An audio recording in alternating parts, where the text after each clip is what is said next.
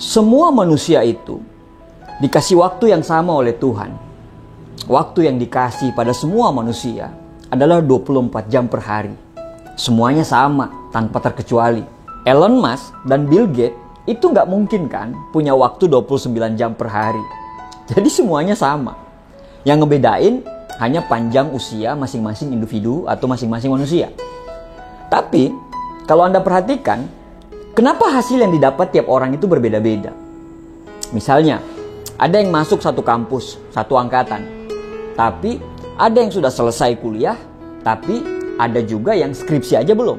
Ada orang yang melamar di perusahaan yang sama, di waktu yang sama, tapi ada yang sudah dibayar 10 juta, tapi ada juga yang 5 juta aja belum.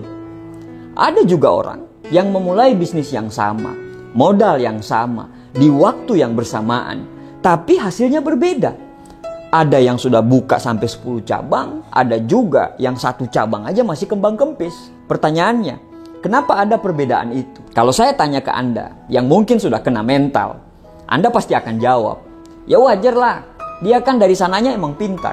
Ya wajar lah, dia kan emang punya bakat bisnis. Ya wajar lah, dia kan saudaranya pemilik perusahaan.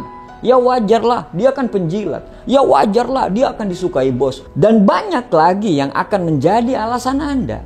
Kalau kamu punya pemikiran seperti itu, ya sudah, urusan kita udah selesai. Percuma kita ngomong lebih lanjut kalau mentalmu aja udah keblok dengan pikiran-pikiran seperti itu.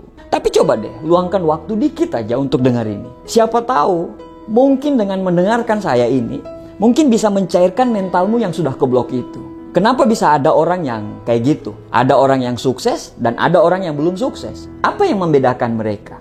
Masa lalu? Enggak juga. Bahkan ada orang-orang di masa lalu yang kelihatannya tidak punya masa depan, sekarang menjadi pemilik masa depan. Uang? Enggak juga. Ada orang yang dulunya kaya, sekarang enggak punya uang. Ada orang yang dulunya enggak punya uang, sekarang malah hidup berkelimpahan. Walaupun memang saya akui, uang dan masa lalu itu juga pengaruh. Tapi bukan pengaruh yang paling utama loh ya. Terus apa yang membedakannya? Mari kita bahas satu persatu. Yang pertama, yang membedakan antara orang sukses dan belum sukses, yaitu orang-orang yang sukses itu tahu apa yang harus dia lakukan dan dia memiliki tujuan yang sangat jelas. Meminjam kata-katanya Mark Twain, setiap kehidupan itu memiliki 2 hari yang terpenting. Hari pertama yaitu hari di mana kita dilahirkan. Hari yang kedua adalah hari di mana kita mengetahui alasan kenapa kita harus dilahirkan. Mengetahui kapan kita lahir itu menunjukkan keberadaan kita, tempat kita. Tapi mengetahui kenapa kita harus lahir itu adalah tujuannya. Kita tahu untuk apa kita dilahirkan. Jadi kalau saya perhatikan, orang-orang yang sudah berada di depan kita itu, mereka sangat mengerti tujuan hidupnya apa. Karena nggak mungkin kita mendapatkan sesuatu kalau kita nggak mikirin dulu. Bener nggak? Contohnya, kita itu mau ke Solo dari Jogja. Pasti kita mikir dulu dong di Jogja kalau kita mau ke Solo. Dan akhirnya kita sampai di Solo. Karena semuanya berawal dari pikiran dulu. Penciptaan manusia itu kan ada 2. Pertama adalah pikiran dulu. Terus yang kedua adalah tindakan. Jadi kebayang kenapa kita jalan di tempat terus. Karena kita mungkin gak punya tujuan. Hidup kita hanya berpikir bagaimana kita bisa bertahan dari bulan ke bulan. Artinya tidak ada tujuan hidup yang jelas. Yang kedua, setelah memiliki tujuan, Anda harus memiliki motivasi. Terus terang aja, motivasi hidup tiap orang itu berbeda-beda. Anda boleh punya tujuan yang sama, yaitu misalnya ke Solo tadi. Tapi level motivasi pasti berbeda. Bisnis boleh sama, kerjaan boleh sama, skill boleh sama. Tapi yang membedakan hasilnya nanti adalah level motivasi tersebut.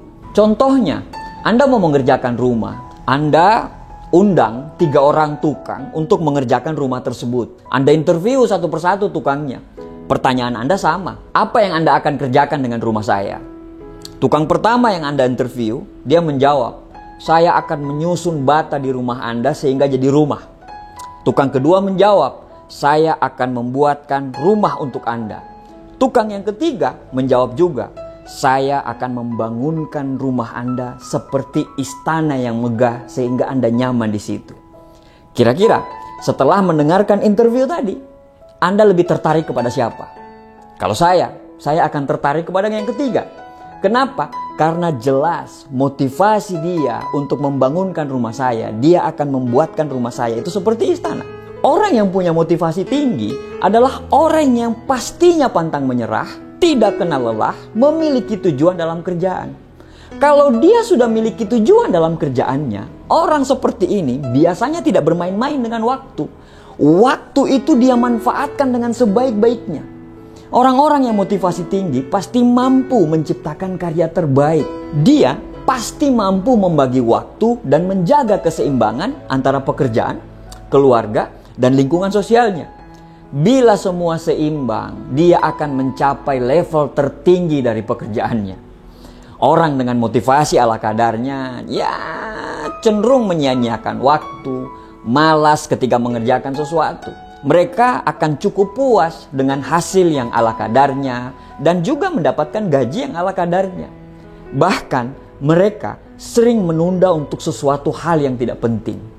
Tidak ada keseimbangan antara bekerja, bermain, keluarga maupun masyarakat. Jadi hasilnya ala kadarnya aja. Jadi memang berbeda bro antara orang yang punya motivasi tinggi, orang yang punya motivasi ala kadarnya, dan orang yang tidak punya motivasi. Kita sudah bisa tebak dari motivasi itu arah hidupnya itu seperti apa. 5 tahun ke depannya itu jadi seperti apa.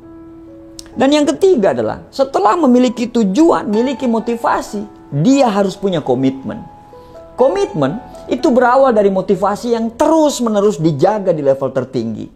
Komitmen berbanding lurus dengan efektivitas waktu yang kita miliki. Tujuan sudah tahu nih, kita mau ke Solo. Motivasi sudah ada, kita mau ketemu seseorang. Tapi supaya bisa sampai ke sana, kita butuh komitmen. Komitmen dalam hal apa? Dalam hal waktu. Kapan berangkat dan di sana sampai jam berapa. Ketika kita komitmen untuk menghasilkan karya terbaik, efektivitas waktu adalah syarat yang paling mutlak. Tidak ada kata malas dan tidak ada lagi kata tidak memiliki waktu untuk hal yang benar-benar kita prioritaskan. Komitmen untuk mengatur waktu itu bisa membuat kita bisa memilih apa yang harus dikerjakan, apa yang harus ditunda, dan apa yang tidak dikerjakan. Komitmen yang membuat kita menjadi disiplin untuk memprioritaskan pekerjaan utama dan menunda untuk membuang waktu untuk bersenang-senang. Ketika komitmen tercipta, akan menghasilkan disiplin. Disiplin akan menghasilkan karya terbaik. Jadi, jangan remehkan orang-orang yang belum berhasil tapi punya komitmen level tinggi. Yang keempat, yang terakhir, Anda harus konsisten. Punya tujuan, punya motivasi, dan punya komitmen. Harus terus dipupuk dan dijaga supaya tetap bisa maksimal. Dengan apa? Konsistensi. Konsistensi berarti disiplin terhadap waktu yang sudah ditetapkan dari awal. Walau memang kadang tidak sesuai dengan rencana, ya tidak masalah. Yang pasti tetap fokus pada tujuan. Tidak masalah berbeda dengan rencana awal, asalkan hasil yang diraih tetap maksimal dan tetap menuju ke tujuan. Terkadang memang mundur 1 langkah supaya bisa maju 3 langkah ke depan. Tujuan, motivasi, komitmen, dan konsistensi adalah 4 hal yang membedakan keberhasilan seseorang. Tentu saja, keberhasilan itu tidak hanya untuk menjadi kaya dan banyak materi. Karya terbaik bukan cuma menghasilkan banyak uang atau seberapa banyak orang kagum sama kita. Tapi juga dalam hal-hal yang kecil. Kita bisa ngalahin diri kita nggak? Kita bisa terus berkembang atau tidak? Bisa menjadi lebih baik nggak? Karena itu adalah salah satu bentuk keberhasilan kita. Karena merugilah orang apabila dia tidak lebih baik daripada hari kemarin. Orang yang punya tujuan yang jelas, motivasi yang hebat, komitmen yang tinggi, dan punya konsistensi, dia orang yang sangat bisa membagi waktu dengan baik. Orang-orang dengan motivasi rendah, komitmennya itu lemah, tidak konsistensi, dan pasti tidak bisa membagi waktu dengan baik. Dan apa yang terjadi? Dia adalah orang yang tidak bisa dipercaya. Jadi, buat kita yang masih belum bisa menghasilkan karya terbaik, silakan kita teliti lagi. Apa tujuan kita? Motivasinya seperti apa? Komitmennya seperti apa? Dan konsistensi kita terhadap kehidupan.